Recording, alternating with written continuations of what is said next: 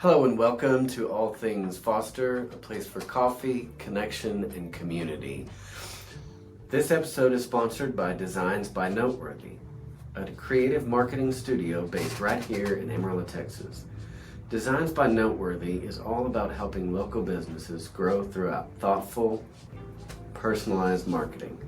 They take the time to really get to know each client, not just the business, but the people behind it, so they can create branding, social media, and marketing strategies that make a real impact.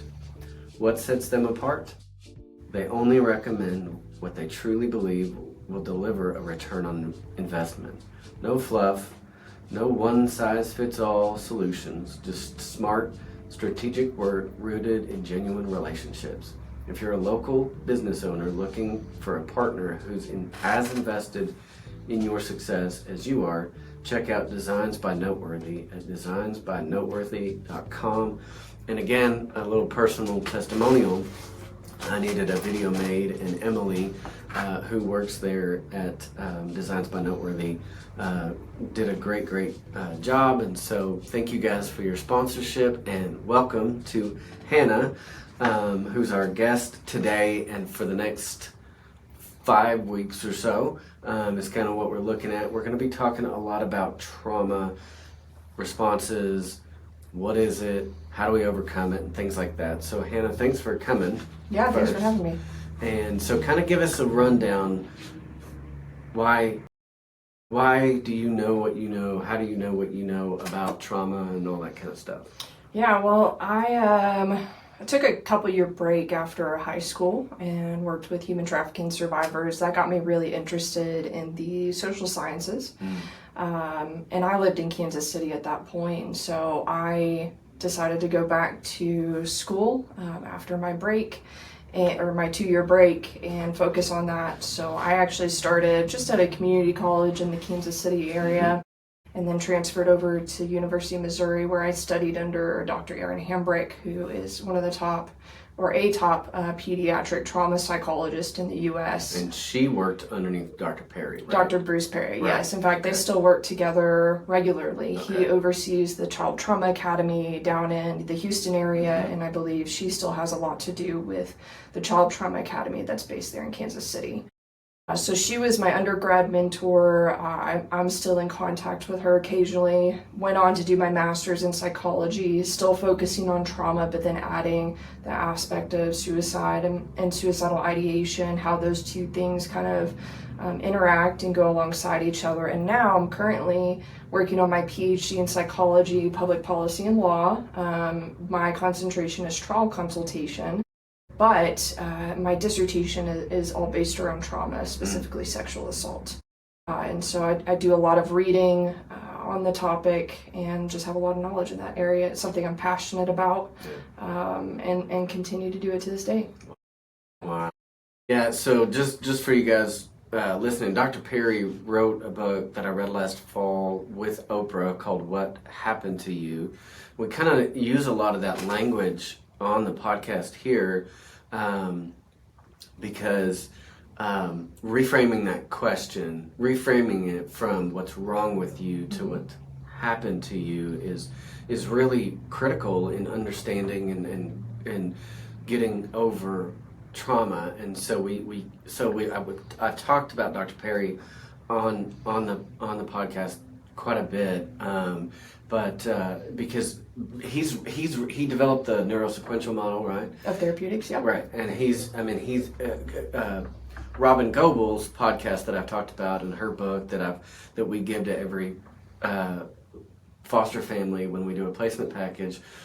It's all about Dr. Perry's work, and so he's really kind of up there when it comes to understanding all of this. So that's heavily influenced your take on trauma, right? Yeah, it definitely has. You know, my focus is not normally around kiddos, even though I was in a pediatric trauma-centered lab in undergrad. I love the older ages, the adults, working with those, but I also work with sexual assault survivors. I'm an advocate. In fact, I do that weekly still at this point. My youngest being about 3 months old all the way up into her 70s. And so it really is about what happened to you. That's changing the dialogue from, like you said, what's wrong with you, which is a really shameful phrase, into what happened to you, which takes that shame away and help people to kind of cope with and, like you said, reframe and refocus what they've been through. Yeah. Man, it's so critical, guys. I'll just tell you, I was molested, and and I'm 44, and I'm still dealing with the fallout. Right? I mean, it's a tough thing to overcome. Yeah. And it's not just we're not just talking sexual trauma here. We're talking trauma in general, but really it's trauma. Mm-hmm. Trauma's trauma. Yeah. Right? I mean, physical trauma, neglect, sexual trauma, whatever the trauma is, it's still trauma, and that's what we're going to spend the next few weeks talking about. Is we're going to try to define trauma and ultimately give hope that there is healing from trauma. The last episode in this series that we're planning is what did you call it? Really the reversibility of trauma, right. that you can't necessarily undo what's been done to you, right? If you were physically abused, sexually, emotionally, whatever it is, you can't undo that. Mm-hmm. But the effects that trauma has on you, there's been a lot of studies that have found there are ways to reverse those effects. Right. And so that's really what the last episode we'll get into. Today's is going to be focused really heavily on looking at the differences between stress and trauma. The positive stress, negative stress, big T trauma, little t trauma, and just kind of trying to define those, because I think we use those words synonymously when they are very different. Right. I'll also talk some about trauma is really more subjective than it is objective, right? So in my field, we use the Diagnostic Statistic Manual to diagnose, the DSM to diagnose individuals. And they have a very clear definition of what trauma is. And I have it in my notes. We'll get to it at some point. But it doesn't cover everything. No. It doesn't even touch on things like emotional trauma and emotional abuse, which very much so has an impact on people, or religious trauma. And so I have another resource that defines trauma in what I think is a more appropriate way, because in my opinion, trauma is more subjective than it is objective. Yeah, it's not, there's not some set of specific criteria that says if this, then that, right? Because what's traumatic to you might not be traumatic to me, and what's traumatic to that kid might not be traumatic to that kid because it's developmental, right? It stacks, right? If you've experienced some level of trauma, then the next thing builds on it and builds on it and builds on it, right? That, and then also the age at which you experience trauma, right? If you went your whole life without experiencing any significant trauma, and then you do when you're 25 versus when you're 5, that impact's going to be very different. Yeah. If you experience something in those crucial developmental years, that'll have actually a bigger and longer term impact potentially than if you experience something when you're 25. Right.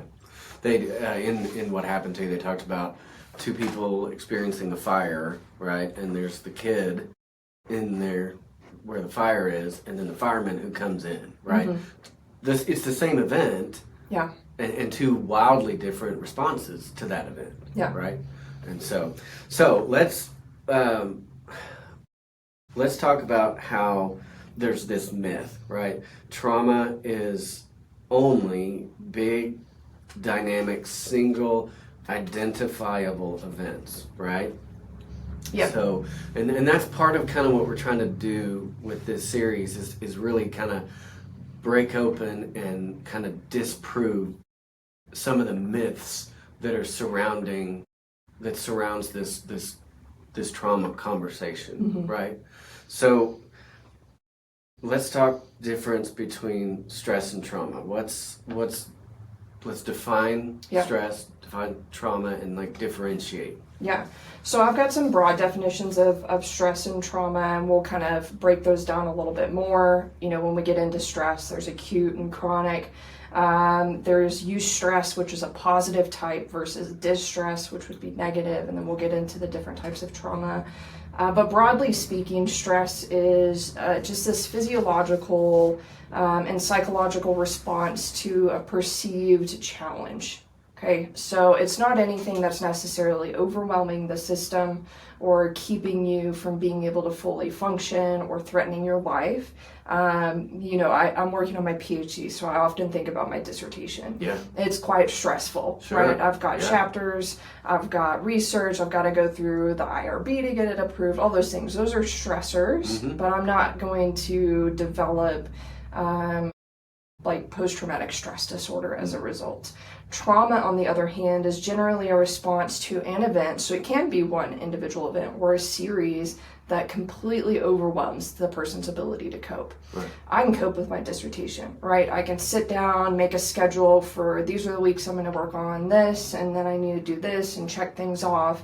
But trauma would really keep me from being able to do that. Yeah. So it kind of goes hand in hand with resilience, which is why trauma is a little bit more subjective. Resilience is your ability to bounce back after experiencing something. So if you have low resilience, which is considered pretty consistent over your life, you're going to get overwhelmed a lot faster than those who have high resilience. And so that trauma might be that trauma threshold, I guess we could say, would be different for different individuals. And so while the DSM, again, has this very objective definition, anyone working within the field, in fact, my old mentor, Dr. Hambrick, I remember her telling me at one point that trauma is really subjective. And she, you know, pretty exclusively works with kids. And so that has really framed and changed the way I look at the clients that I work with too. You know, even the sexual assault survivors with whom I work. I've got some who seem to bounce back and don't seem to be overly impacted by something. And I've got others who just cannot cope afterwards. Both are completely normal responses just based off the person. It's objectively, sexual trauma is trauma regardless, but how somebody responds is going to be, you know, based on their threshold of getting overwhelmed. So well, we might, I won't ask that question right now because we're probably going to answer it at some point. So let's talk about, we talked about stress versus trauma. So let's dig in a little bit on stress. There's acute and chronic stress. And so what are we doing there? What does that mean? Yeah, so acute stress is normally short term, but something that, you know, think about finals. Finals is 1 week out of a semester. So you're going to get stressed, right? You've got studying, getting ready for it, taking the test. So the fear before presentation, you can think of it like that, right? If you're going to give a presentation somewhere, you're going to get a little stressed before. Chronic would be long term. That's all that really means. So if you think about, especially in today's just world and economy, how things are, the stress of finances, that's pretty chronic for a lot of people. So that's going to be the difference between acute and chronic. So it's really just short term versus long term. But then we get into the fact that there is stress that can be positive. So eustress versus distress. So the positive form is stress that can be beneficial for your health, which sounds counterintuitive. But when you think about it, is that like going to the gym? Yeah, it could be that. Yeah, so it's something that kind of pushes you and motivates you to get something done, right? So for example, me, when my yard gets too tall, right, I get stressed. I would consider that a form of eustress because now I'm motivated. I need to get out. I need to mow, weed eat, take care of everything. Distress will have the opposite effect. It'll have a negative impact on yourself, you know, and then it just, it could be physiological, especially if it's chronic distress. You can have long-term health implications from that. Those individuals tend to have higher rates of using substances, health issues. You know, we'll get into cortisol and how that impacts the body. But that's really what those two are. And then within stress, there's actually something called stress inoculation, which a lot of people will think of stress immediately as bad. When in reality, I'll use an example from when I was growing up. I was super shy, introverted kid, and I'm still an introvert. I've just learned how to kind of come out of my shell. Right. Ordering at any restaurant terrified me. It absolutely terrified me. And my parents kind of slowly eased me into being able to do that, right? And so the stress inoculation, slowly getting into that, getting me used to that feeling of stress, that angst up to, having to use my voice and speak and ask for something, or if something was wrong, say, hey, this wasn't right. It gets you to a point where your threshold for stress increases, so you can handle more of it. Right. It's kind of akin to, vaccines, if you think of it that way. Like a flu shot. Yeah, you go get a flu shot. You get a almost dead flu or whatever the heck it is. Yeah. I don't know how that works, but you get a shot so that hopefully you don't get it, and if you do, it's your response to it's lower. Is less severe. Exactly. That's exactly what it is. So stress inoculation is very similar to that. Okay, so let's talk about, you've got physiological responses to stress, right? Yeah. Okay. Absolutely. I do want to kind of go back a little bit and give a couple different definitions of trauma as we move into the physiological. Yeah, let's do that. So I want to talk about what the DSM defines as trauma, but then there's a different definition that I generally have adopted and like quite a bit more. Okay. And I'm going to read this from my notes, so bear with me, because I don't want to misquote the DSM and get in trouble for that. Right. So the DSM-5 TR is our most recent diagnostic manual that's come out. It's added a lot, it's changed a lot, but for the most part, the definition of trauma has stayed the same. So trauma is defined as exposure to actual or threatened death, serious injury, or sexual violence. This can occur in one or more ways: by directly experiencing the event yourself, witnessing it, learning about it happening to a close family member or friend, or being repeatedly exposed to it in a professional setting like first responders, or people like myself, like mental health professionals. So we're at a higher rate of that as well. So that's how the DSM defines it. And as you can see from that, there's no conversation about emotional abuse or religious abuse, both of which are really becoming bigger topics within the field as well. And so it really narrows down trauma in an unfair way, in my opinion. I think in some ways it can be a bit invalidating to individuals who maybe grew up in a household that was verbally and emotionally abusive, but maybe not physically. Right. They'll still have some effects from that. For sure. According to the Substance Abuse and Mental Health Services Administration, and this was from about 2014, this is how they define trauma, and I like this one a little bit more. Trauma is an event or a set of experiences that an individual perceives as physically or emotionally harmful. And I want to point out the key word perceives here. So that's really all what trauma boils down to is the way someone perceives an event or their situation. So it's how they perceive something as being physically or emotionally harmful and or life-threatening, and that has lasting adverse effects on functioning in mental, physical, social, and or spiritual areas of well-being. This definition makes clear the impact of trauma is neither time-limited nor restricted to only some parts of an individual's existence. And that comes from what you said? It came from the Substance Abuse and Mental Health Services Administration. That was the definition as of 2014. We're really quite slow to change definitions in the world of psychology. So that looked like the most recent, and again, it doesn't restrict the person to just what the DSM says is trauma. Right. And that's how most trauma therapists I know, that's really the definition and how they're going to view and work with those individuals. Let's see. That perceived threat. Yes, it's the perceived threat. So if you the DSM says actual or threatened, right? Versus the substance abuse and mental health admin is saying it's perceived. It's really perceived. So you could have a gun in your face, or you could have somebody say that they're going to shoot you, and there's two different. The DSM would say, well, that's different, right? To an extent. So actual or threatened death, the DSM might say, well, if you were threatened, then that's traumatic. Okay. You know, I think about my sexual assault survivors that I work with and those clients. A lot of them go on to press charges against their offenders, right? And those offenders still live here. More times than not, unfortunately, they bond out within 24 hours. They're out living. And so now this individual, my client, is left living with this perception that they could show up on their doorstep at any point in time or run into them in public at any point in time. Yeah.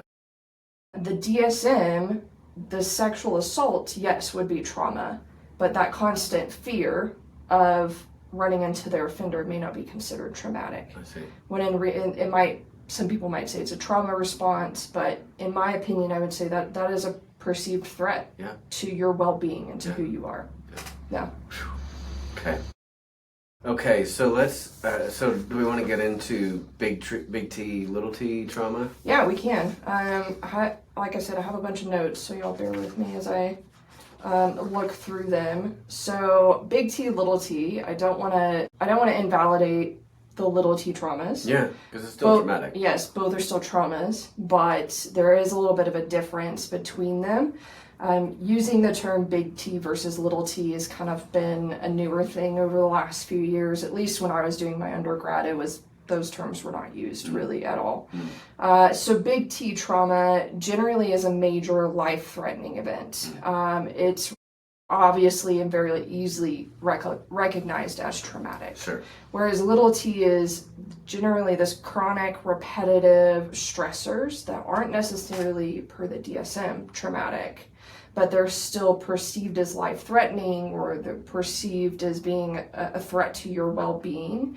And regardless, both of these cause some significant emotional and physiological responses. Sure. So for big T, examples might be natural disasters, accidents, a physical or sexual assault, combat exposure, so going to war. Examples of little t would be chronic criticism, bullying. Think about kids in school getting bullied over and over and over again. Financial instability, emotional neglect, right? So the DSM doesn't even touch on emotional neglect or abuse in the definition of trauma. But we, within the field, recognize that it can be just as traumatic and just as impactful to individuals. Yeah, personal experience, I know it can. Yeah, absolutely. So these two, little t is generally more repetitive and ongoing, whereas big T is a major incident, right? So, for example, I had a really bad car accident a few years ago, and somebody T-boned me, almost flipped my car. It was a whole thing. I had to have surgery. I was in the ER a few times. That would be considered big T trauma, right? It's clearly that identifiable event. So if we go back to that myth that we talked about early on, that traumas are clear identifiable events, that would be big T. Right. But then to bust that myth is, well, we have little t traumas that may not be as identifiable, right? Emotional trauma is very much so the perception of that person experiencing it. Somebody looking in may not see the way a parent's talking to a kid and perceive it as emotionally abusive, but the way the child's perceiving it may very well be. Yeah, I remember this was kind of a consistent theme growing up, that my mom would get upset and she'd be like, then don't live here, go out. I remember I was probably 6, and this would kind of be that big T as an example of the continuous little t. So I remember a scenario where she told us, my parents adopted 5 boys, and at one point she told us, and I was around 6, is my guess, to go pack a bag, that we were leaving. And I remember being terrified that I was like, where am I going to live? Yeah. Right. So that was the big single event. But then that was a theme that was repeated over and over and over again. I remember that one, specifically, and then I remember feeling throughout that we didn't have a safe, stable place to live permanently. Yeah. There was always the threat that we might not Right. continue to live there. Yeah, that's a great example of big T versus little t. The big T being when you were being forced to pack a bag, and then that ongoing lack of stability. Yeah.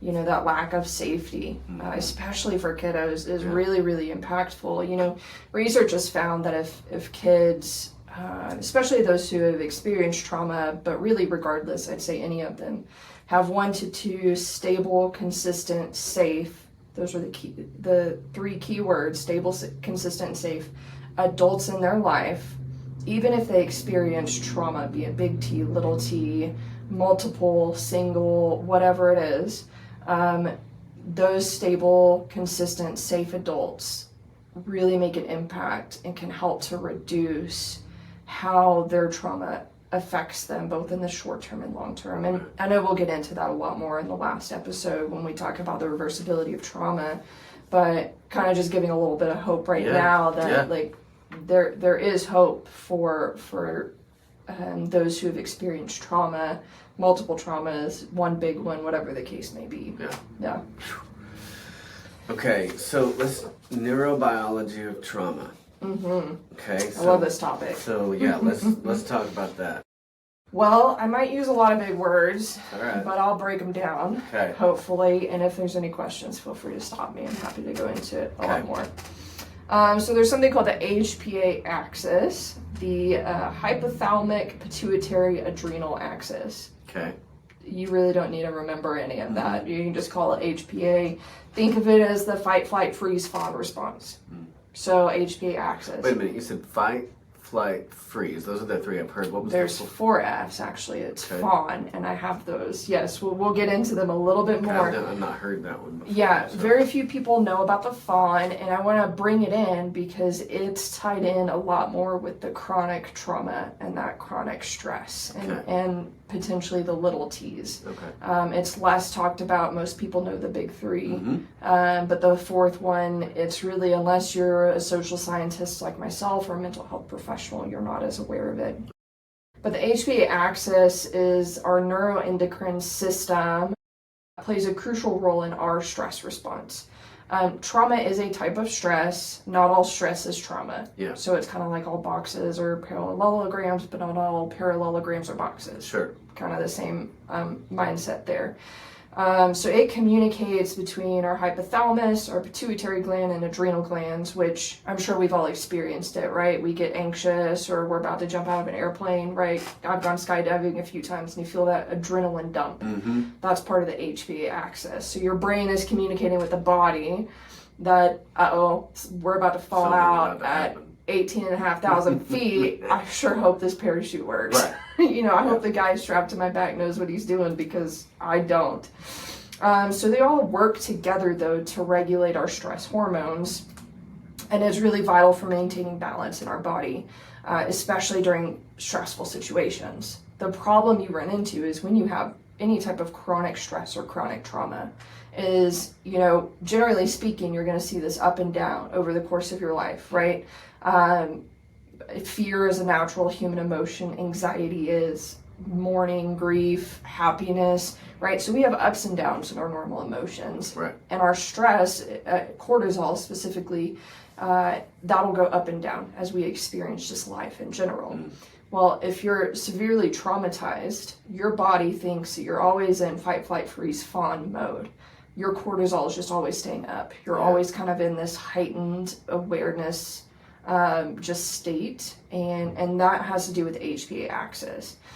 And so during a stressful event, when we experience it, the HPA axis will help the hypothalamus to release cortisol, which is our stress hormone. Yeah. You can think of it that way.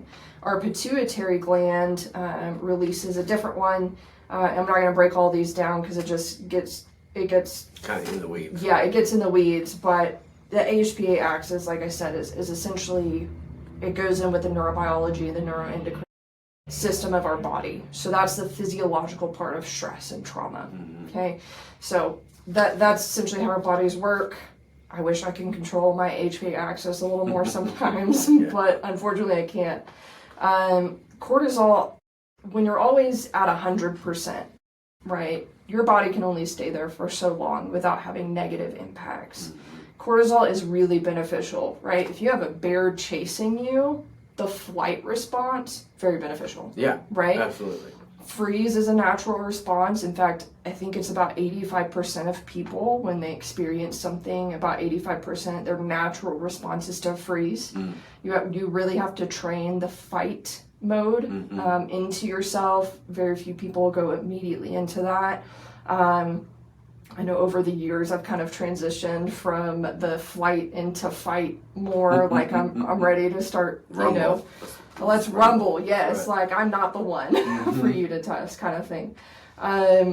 But cortisol is really beneficial.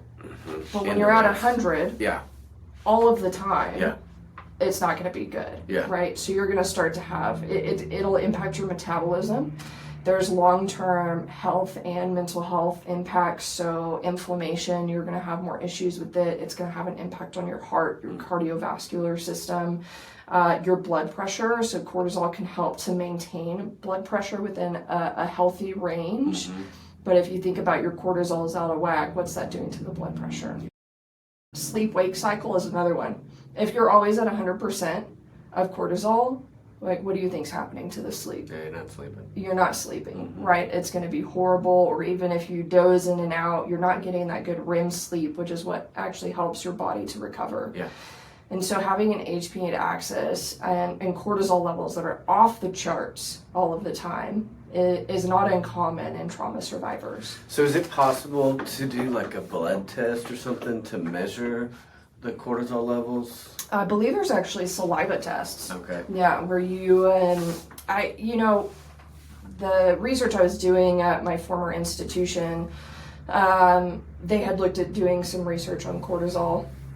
They were going to do a saliva test. I don't know if that's something that you can buy yourself or if you would have to go through some doctor to have done or whatever, but it is something that you could have done potentially. I do believe blood test is possible as well.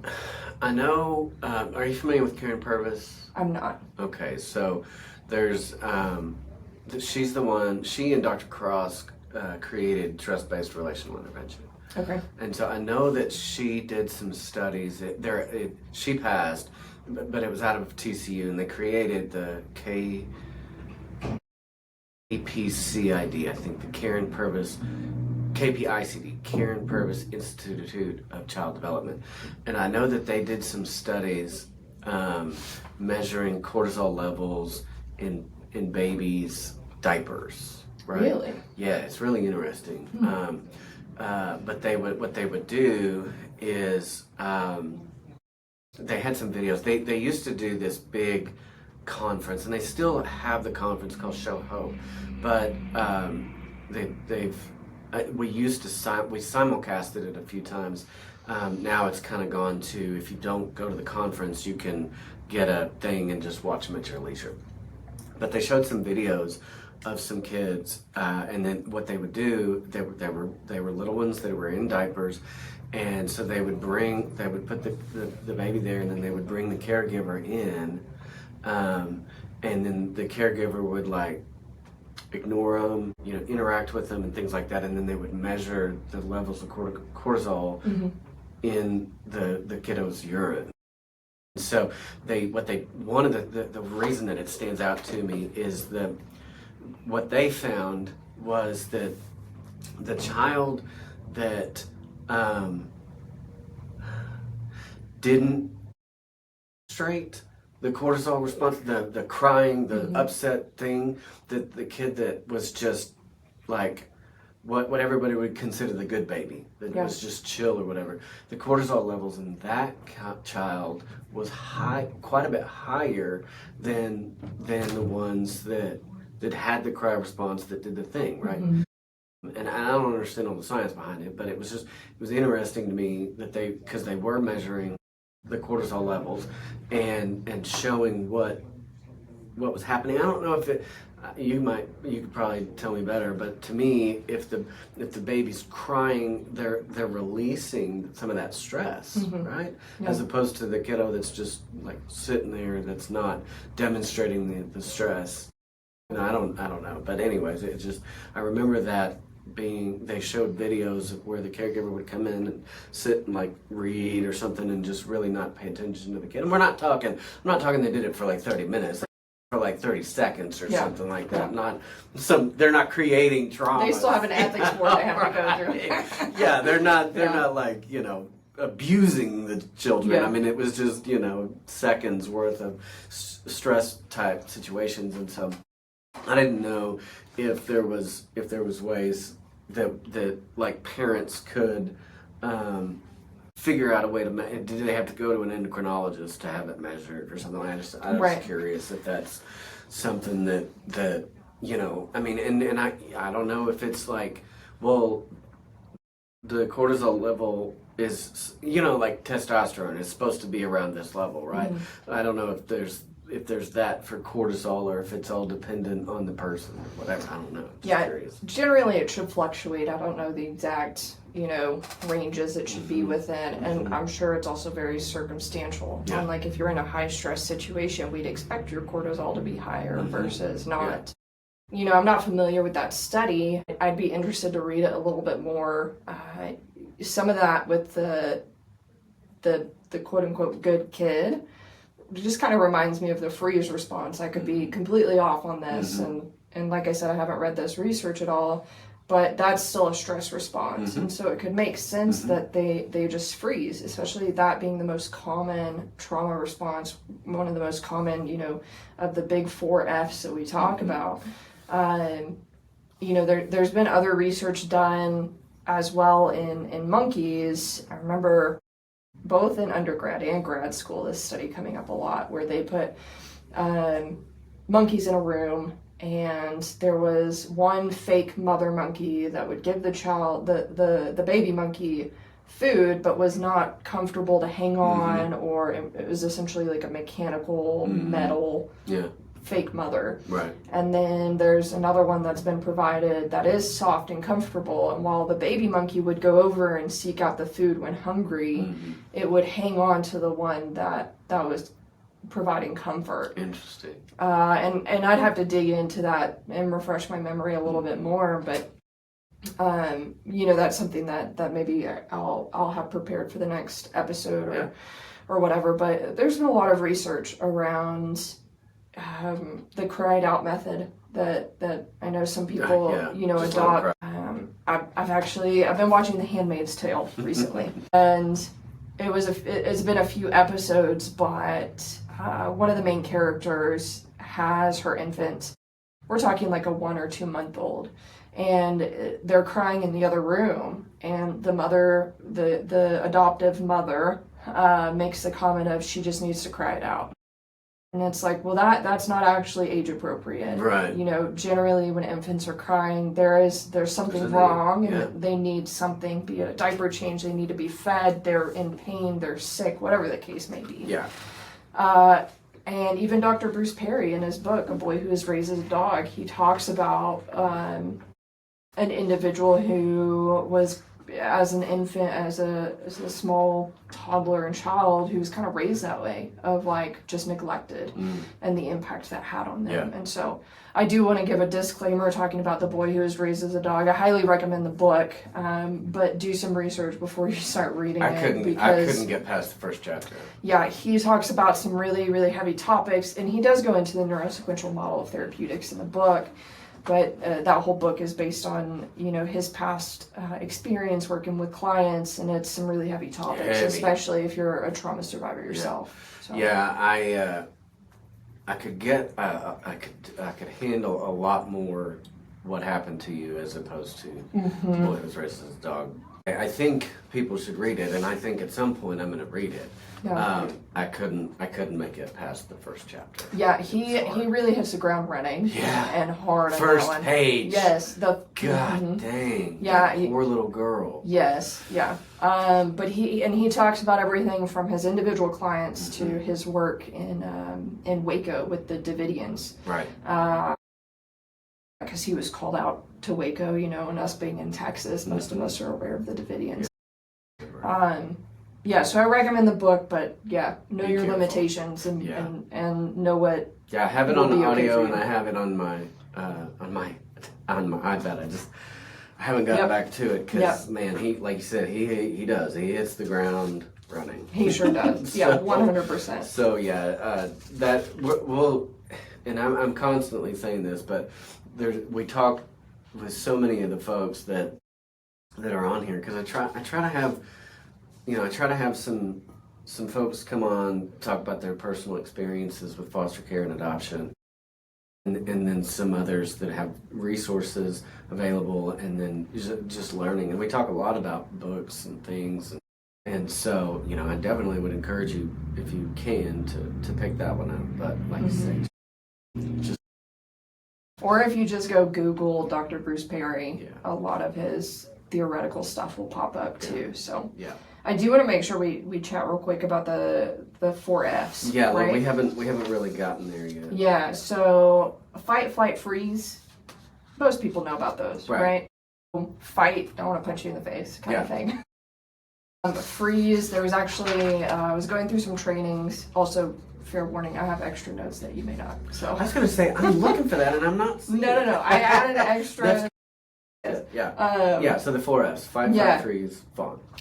Fawn is the lesser known one, and it's generally something, at least that I got taught in my education. So if you're not, like I said, in the social sciences or mental health world, it may be less known to you. So fight is going to be that, something happens, your initial reaction is, I'm going to start fighting somebody, something, punch the wall. Right. Yes. It's just your cortisol jumps and you're like, I'm going to start beating things. Yeah. Up or punching holes in walls, whatever the case may be. Flight is the complete opposite. I'm going to run, right? And so I always tell people, like, if I'm running, somebody's chasing me, you should run too. Yeah, right. Because at this point, flight is just not really my personality.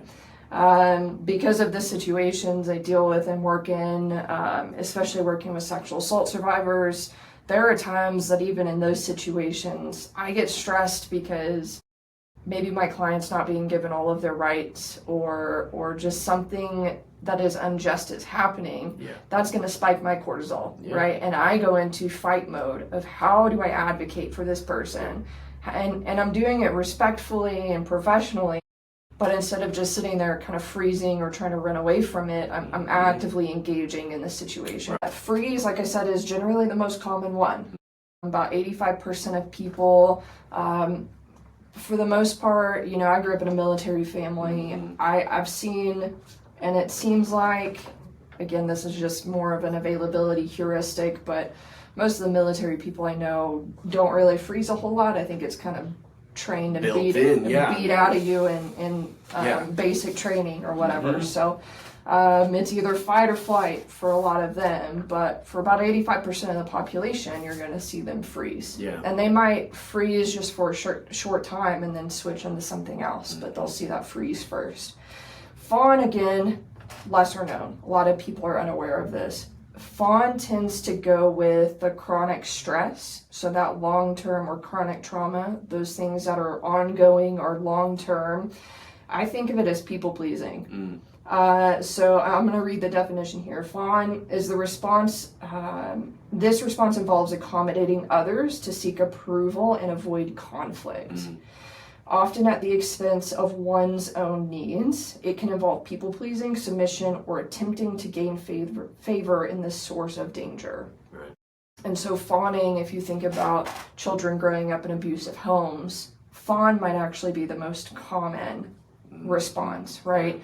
They're going to do whatever they can to keep their parents, their foster parents, their grandparents, whoever's raising them happy. Right. Because they're trying to avoid conflict. They're trying to avoid a physical beating or whatever the case may be, having to do physical labor as punishment. They're trying to avoid all of that. So that's the fawn. So like I said, lesser known, but when you're in this population, right, we're largely speaking to foster families, people interested in fostering. You might see fawn a lot. You'll still see the other three. All four of these are honestly part of us being human.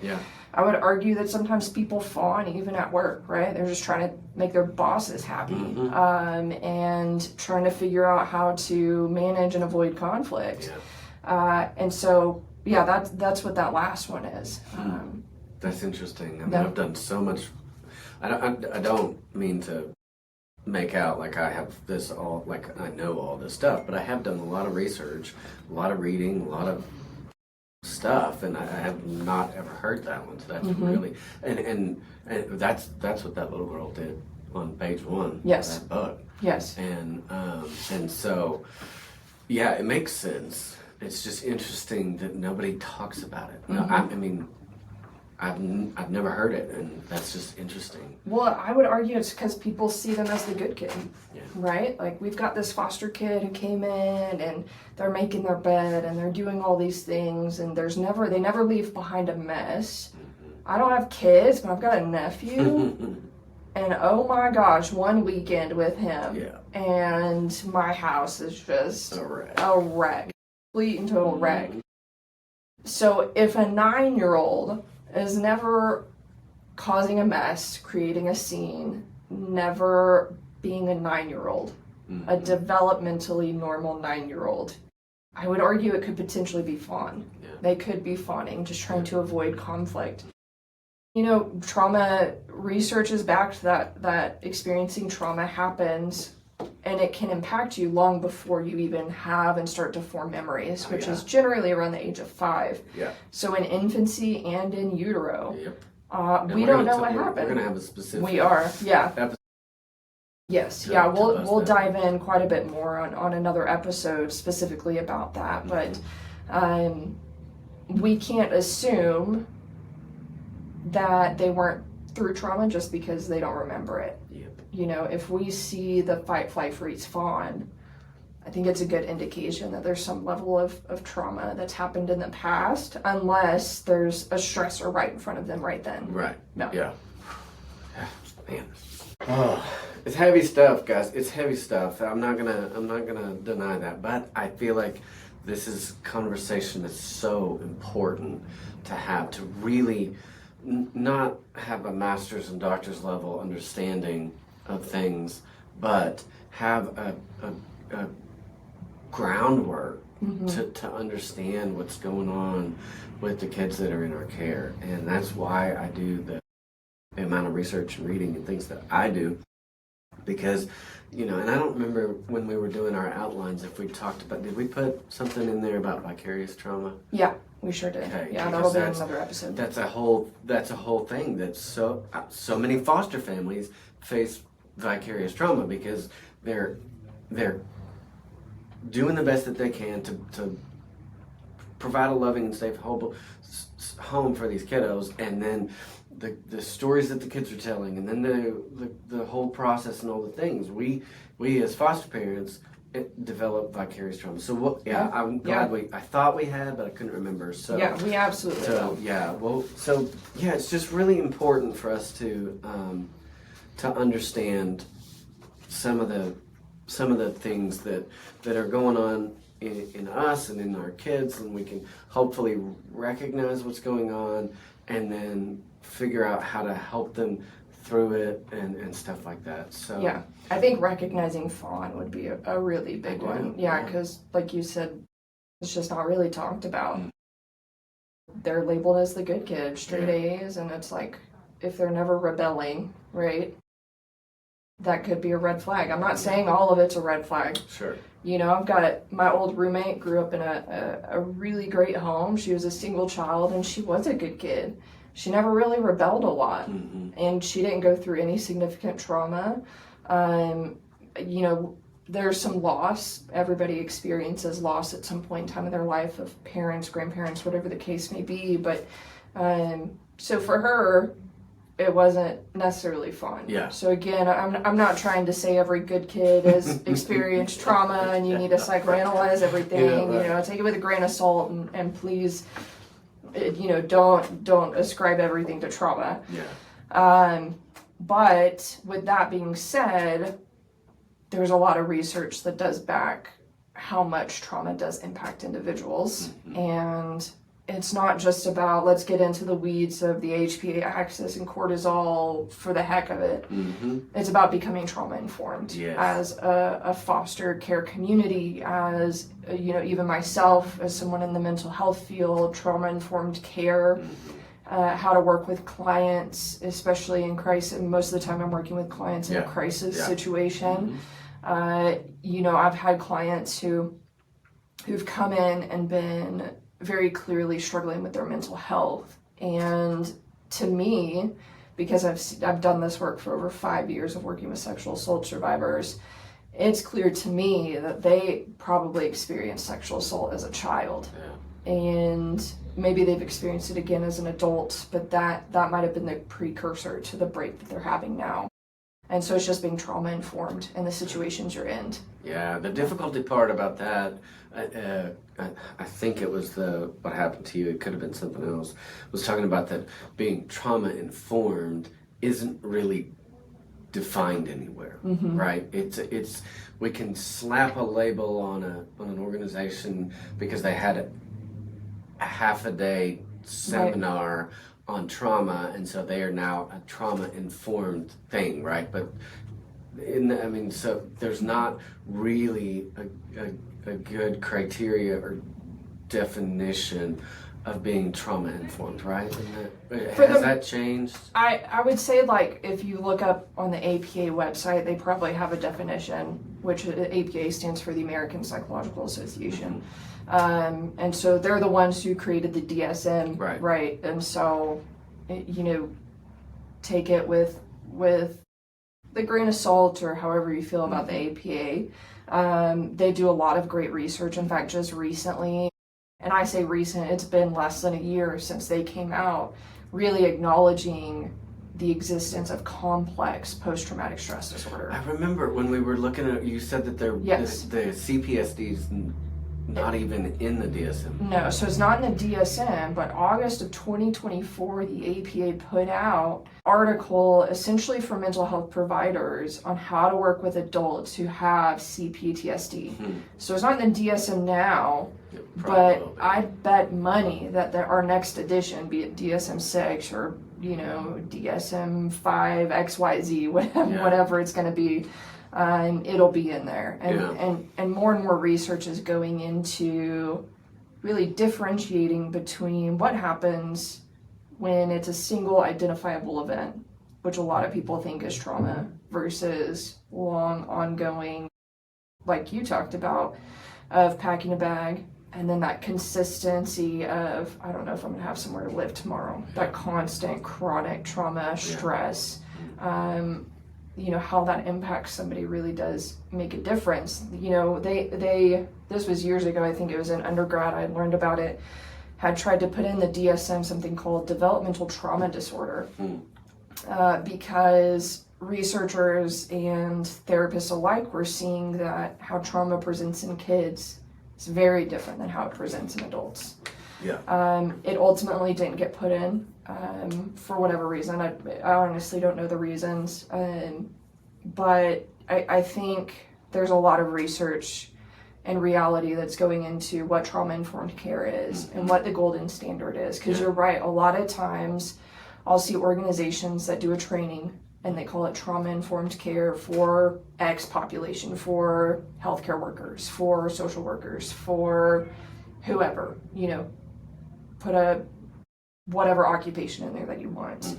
And it's a half-a-day training, and they might have the knowledge, but it really comes down to the implication of those things, right? So as a foster parent, You might understand the HPA axis. You might understand the 4Fs, and you might understand the difference between stress and trauma, but are you implementing that in your and showing that you have the knowledge and you can apply it to the situation?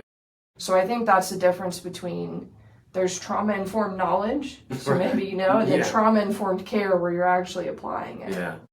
Well, I think it's going to be. Let's pause for a sec because we talked about CPSD, but I don't think we really defined that. So, complex post-traumatic stress disorder. Yeah. That's what CPTSD is, and so I think we're going to probably dig into that more, but just a broad, quick definition for us.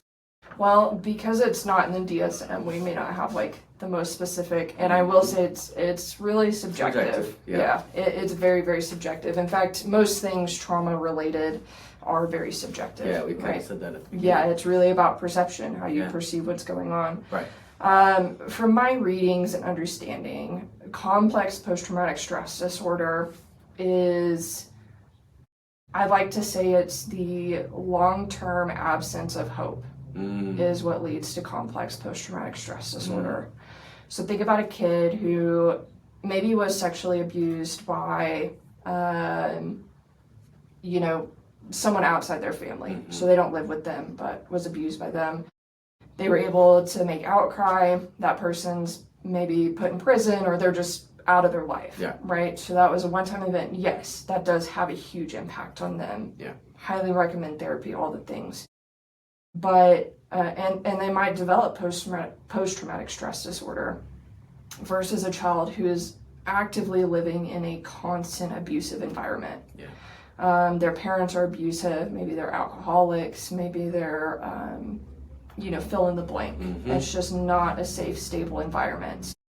That tends to be when we see complex post-traumatic stress disorder, and then also when people are repeatedly traumatized. So this is why I'm really open about it, I go to therapy every other week because I am sitting with clients just about every weekend. Maybe a little less since starting my PhD because I don't have as much time, but I've been sitting with clients just about every weekend for the last 5 years who were sexually assaulted, ranging from 3 months old, so holding a 3-month-old who had been assaulted, all the way up into, I think, the oldest was in her 70s, right? And so working with those clients, I am predisposed to any and every trauma and stress disorder, right? And so I'm taking care of myself so that I can still show up for clients. The other example I like to use with CPTSD and PTSD is imagine 2 veterans who go to and see combat, right? We could use Afghanistan, the war in Iraq as an example. One goes, they see a lot, they're still with their squad and they get back to the base every day. Versus someone who is maybe taken captive and a prisoner of war, they don't know if they're going to make it home ever, right? And so that hope is kind of stripped away, and that stress and trauma is more consistent and chronic and just always there. And so again, this is all just from the readings I've done, and there's not a whole lot of literature yet on CPTSD. But I do think it's a growing area of conversation. I would love to see it called something other than complex post-traumatic stress disorder, because PTSD has its own, like when people say that, they immediately think of like X, Y, and Z, right? Whereas complex post-traumatic stress disorder, the symptomology of it, I would argue, is very different from PTSD as well. Yeah, and I think we're going to talk about this, if I remember right, but the what happens to a lot of folks when they get the diagnosis. Did we talk about that? Yeah, and that'll be a different episode, like talking about labels. So definitely want everybody to stick around for when we talk about that, because that's a big thing, especially in this area, right? Mental health is still really stigmatized here. Even when I lived in Dallas, so still in the state of Texas, the way we view and work within mental health is so different. I feel like I'm constantly fighting an uphill battle to help people realize that something happened to them that's not like, you know, I think about individuals who maybe struggle with borderline personality disorder, right? More times than not, BPD is the result of trauma. Yeah.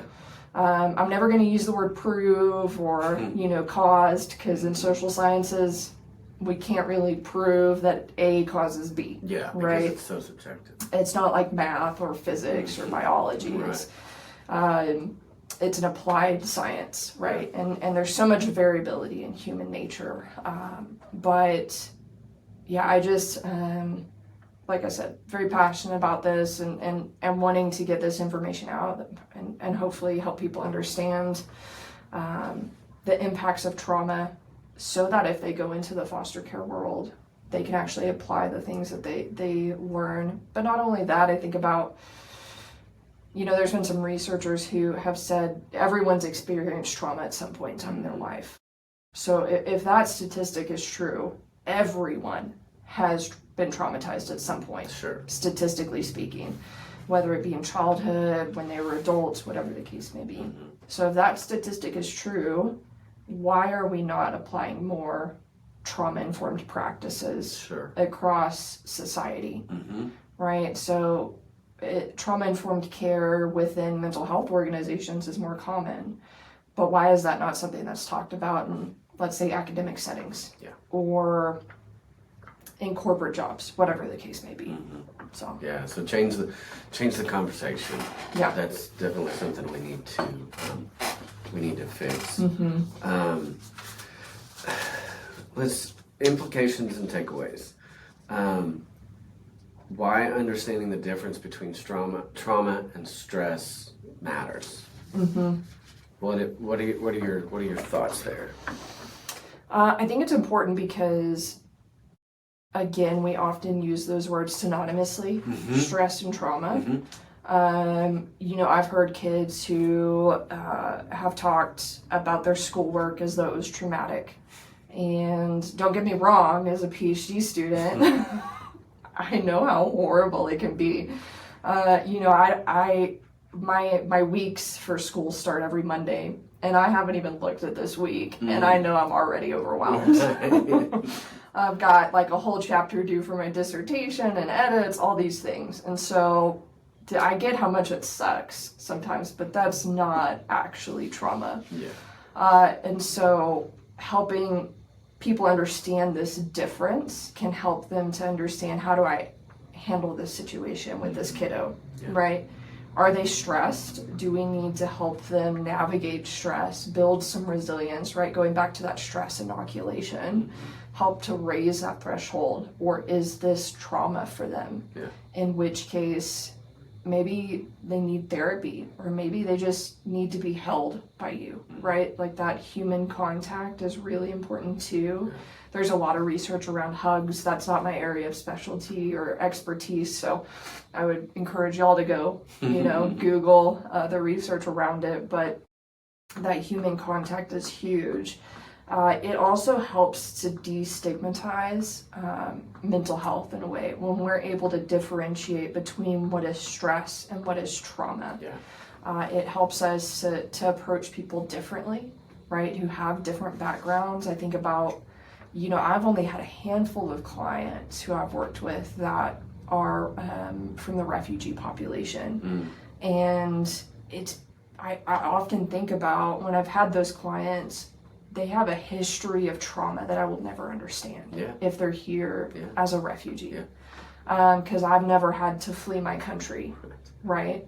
And so it's, you know what, ultimately it develops empathy and compassion. Yeah, for sure. Period. Empathy is so different from sympathy.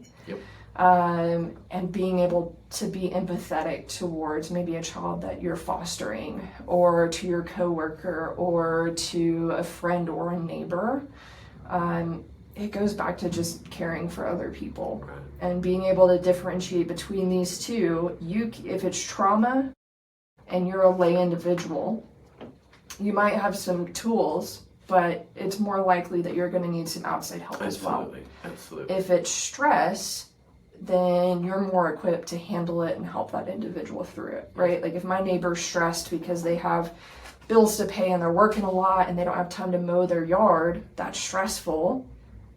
I have time to mow. I'll mow your yard for you. It's not a big deal, right? So help with the stress. But if they've been traumatized and this wasn't my area of expertise, I can provide them resources. Sure. But ultimately, I also can't be their therapist because of dual relationship issues. Right. So yeah. So we're gonna wrap up a little bit because we're getting over it. So let's kind of come back to the approach thing maybe later because we're, like I said, we're over an hour, and I think we want to. There's only so much we can absorb in a given podcast. So, what key takeaway, top of the mind? What do you think we need to say to foster and adoptive families? Wrap all this up together and say, what are your thoughts there?